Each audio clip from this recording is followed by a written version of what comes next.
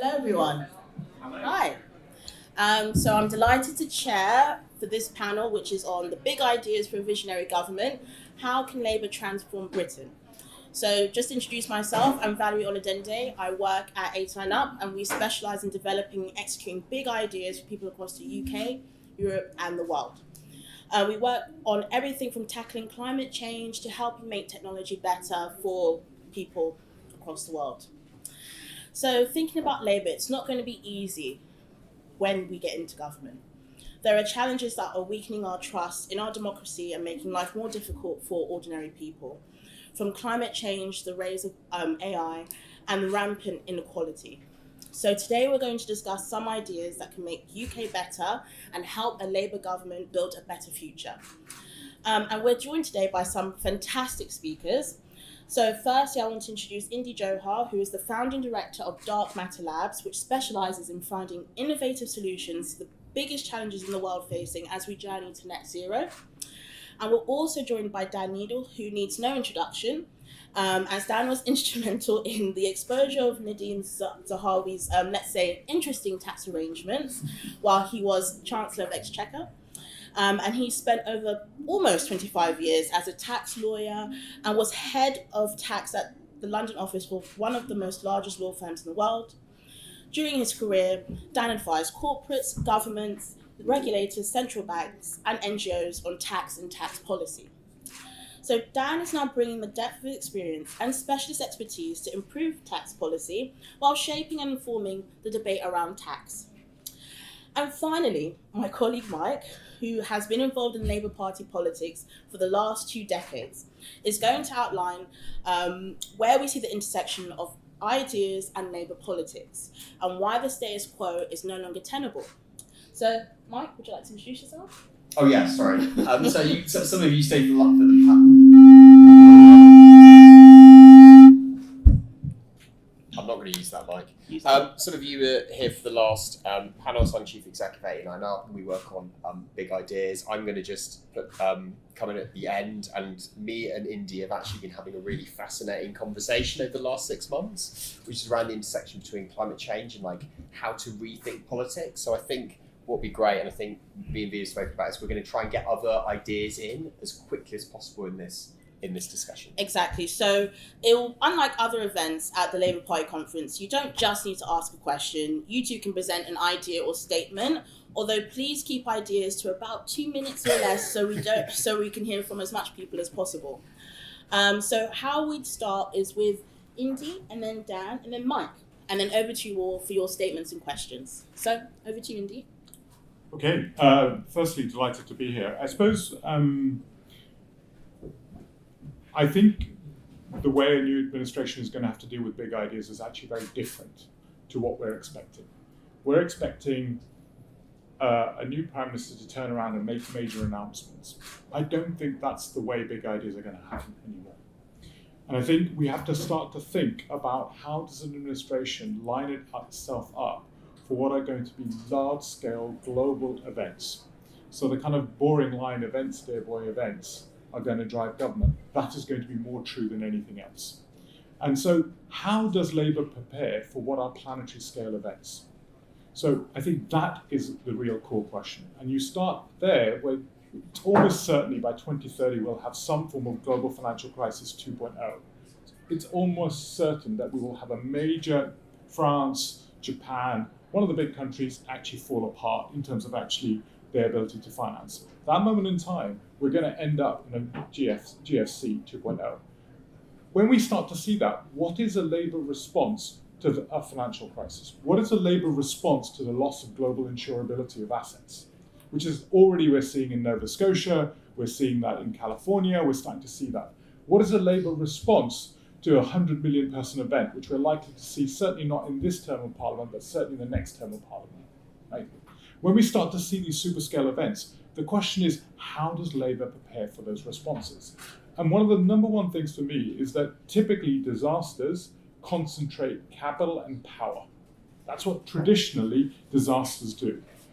There are exceptions in history where large-scale disasters, whether it was actually 1813 when Denmark went bankrupt, it reinvented and invested in education when it came out of that to rebuild its human development capacity in a radically new way.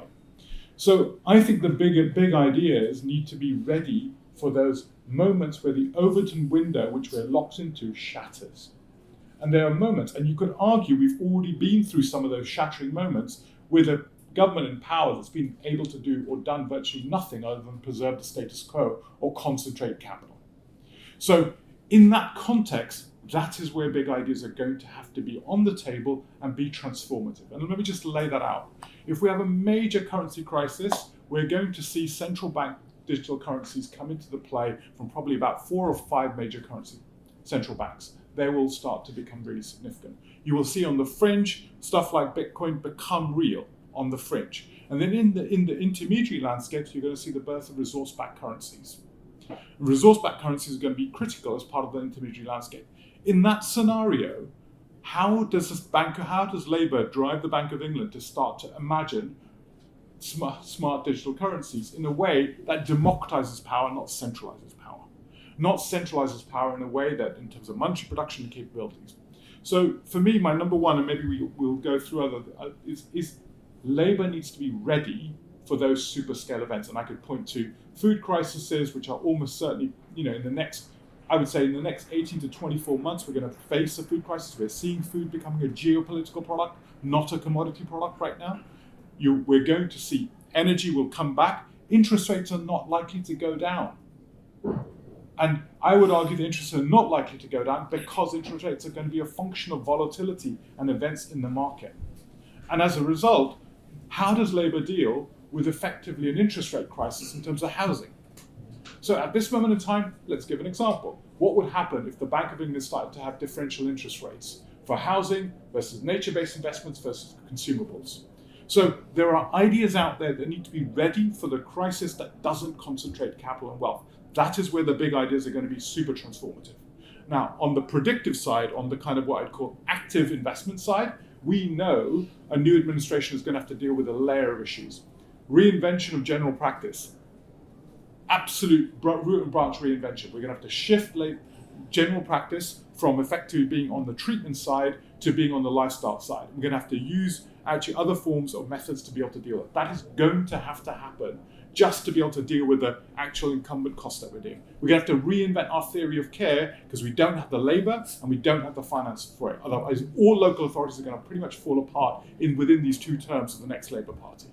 So we're going to have to proactively deal with that. Third dimension, I would argue, Labour is going to have to reinvent local democracy. Probably the greatest reforms of local democracy and how local democracy confirms. That is a critical piece of asset for us to be able to make complex, legitimate decisions in the crises that we face. So if you layer this out, and I could layer out, these are where I think Labour has to be up front, and then there's a whole bunch of strategies which Labour is going to have to be prepared for actual crisis, event-driven, large-scale transformations, and making sure those don't become massively concentrated in terms of capital and power. So, no. Great, thank you so much.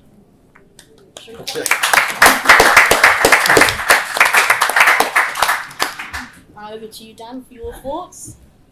Thanks.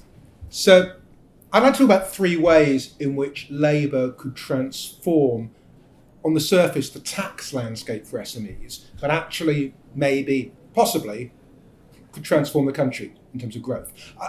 So much political discussion, almost all political discussion about tax is about tax rises. There's this hopeless dichotomy. On the one hand, let's tax the wealthy, let's turn ourselves into Scandinavian levels of public service by only taxing the wealthy.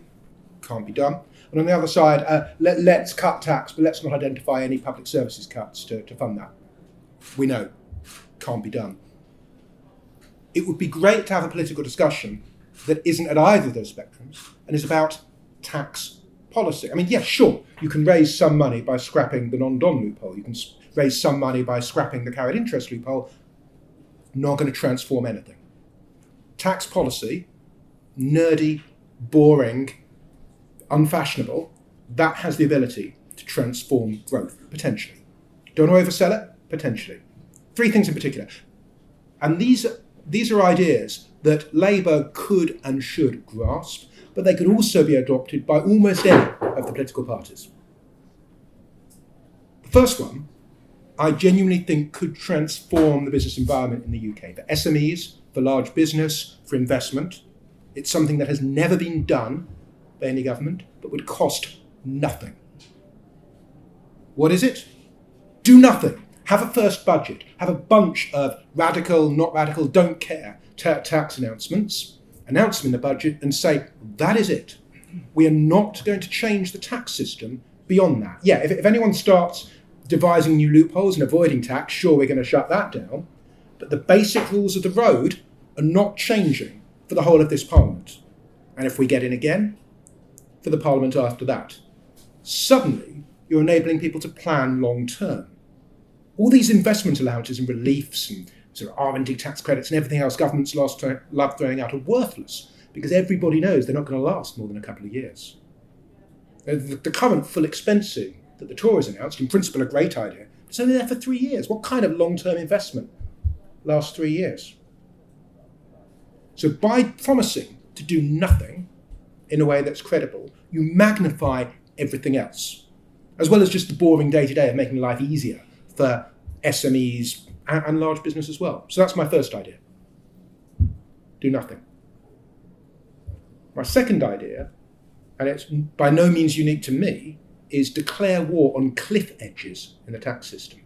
Points at which you step slightly over an imaginary line and everything changes. For SMEs, everything changes cataclysmically. So the best one's VAT. Everyone here knows. You have a small business, a micro business, no VAT. Your turnover hits £85,000, VAT. And if you do a chart looking at the number of businesses earning revenues, turnover at each point, you'd expect to see lots of businesses with little turnover and a few businesses with lots of turnover and a nice line of some kind between them. What you actually see is a line that drops at the £85,000 cliff edge. It's not because people on the main are evading VAT, it's because small businesses are deliberately keeping their turnover below £85,000 they don't need to register. Everyone hears about this all the time. You have plumbers who don't hire a plumber's mate. You have tradesmen who stop working in February or March. You have people turning away work. You've got electricians who don't expand. They don't buy their own supplies. They get customers to buy their supplies. They miss out on the opportunities to grow their business. And you can calculate, you can look at that cliff edge, calculate how many businesses are trapped behind it. The answer is about 23,000 small businesses. Now, some of those 23,000, I'm convinced, would grow. They would become large businesses, but the tax system is holding them back. So here's an unpopular policy. We should be increasing VAT on small businesses by dramatically reducing the £85,000 threshold, dramatically. If we do that by enough, then everyone will be in the same boat. You will no longer be in the position of, I can't charge VAT because then I'll be uncompetitive. Everyone else will be charging VAT too. And it has to be accompanied by a digitalisation that makes it easy for micro businesses to do this. And, final point, the revenues raised, and they'd be considerable, must be used to reduce the rate of VAT for everybody. That's critical because it makes clear politically this is not a cash grab. It makes clear there will be more winners than losers. And I think it makes it fair. I'm running out of time, but the second set of cliff edges are the ones in the income tax system. We had the famous Tory budget saying, Kwasi Kwarteng, 45p tax rate is a disincentive to people working. We need to cut it, he said. I don't really buy that myself, but 45 pence is not the highest tax rate in this country.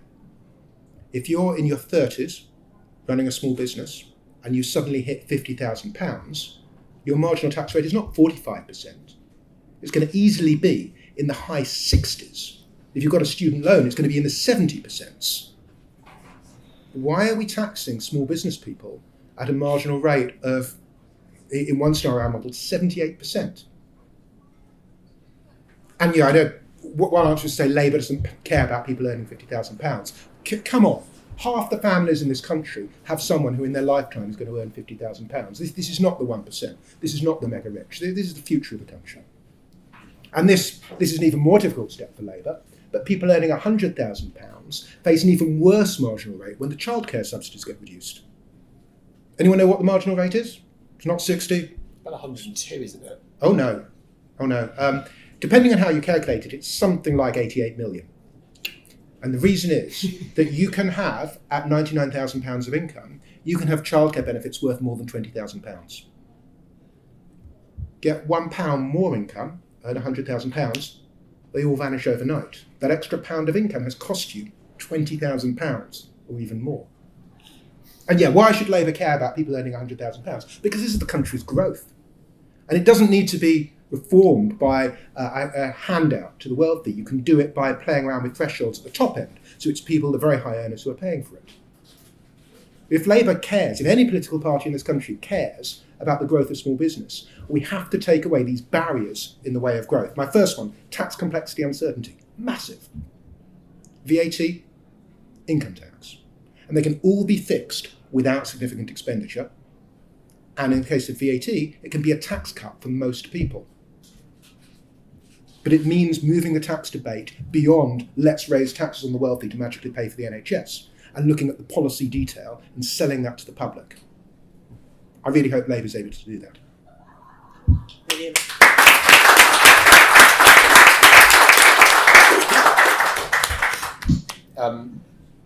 So just to sort of do something across some of the ideas that we've discussed. So I was a councillor for 4 years in Lewisham for my sins, quite a long time ago now, 2010 to 2014. And one of the things that I found fascinating was the fact that the state essentially said to local authority, this is what you can do. But the burden was on the local authority to prove that it had the competencies to do things. So there'd be all sorts of like internal conversations about like, how do we reimagine democracy? How do we involve people in decision making? And the officers would be like, I'm not sure this is quite in our competencies, or the legal department would get a bit worried. And actually, the ways in which we wanted to experiment and pioneer, which could have been in a successful policy pivot, which then could have been useful for the whole country, which you basically didn't do, because the room for local authorities to manoeuvre is quite small. And so I think one of the challenges we're going to face in the next 20 years is, as Indy said, the scale of the challenges is going to be absolutely unprecedented even in our lifetime. So climate change, I think you said this to me the other evening, climate change, it's at 3 degrees, which is what we're heading for, is 8 degrees in Birmingham, right? And so 8 degrees climate change in Birmingham means you need an adaptive local authority that is there and has power and ability to solve what will be a series of ongoing crises. Westminster is not fundamentally going to have the capacity to deal with poly-crisis after we're going to be living in such a difficult era. Westminster isn't going to be able to deal with all the problems. It has to be done at a local level. We saw this during the COVID pandemic. What did people instantly turn to? What was the layer of government that was actually at the front line of all this? It's local authorities. Suddenly that capacity, that layer of government became really important. With different COVID levels in different parts of the country, we'd have different rules, we had the devolved parliaments. All this extra government was really useful. Suddenly the crisis went, oh, thank God that we've got these layers of government, because Westminster couldn't have done it all itself.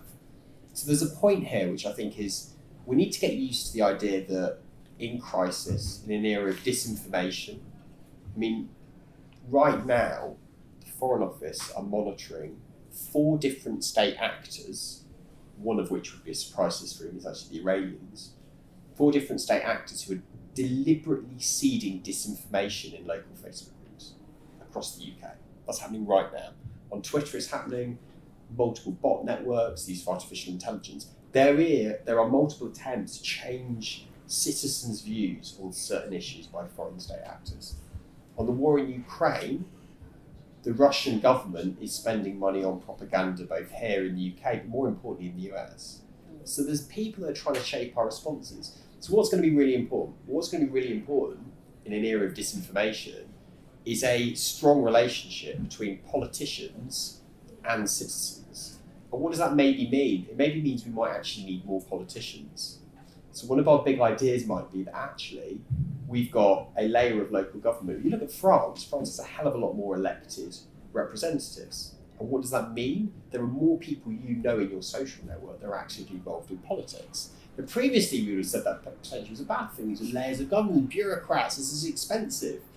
In the future when democracy is under attack and the globally, there is a shift in attitudes towards democracy. Fewer people are enthusiastic about democracy. Maybe actually having more people that are directly involved in the democratic process in the future will be seen as a really good thing, be seen as strengthening our institutions.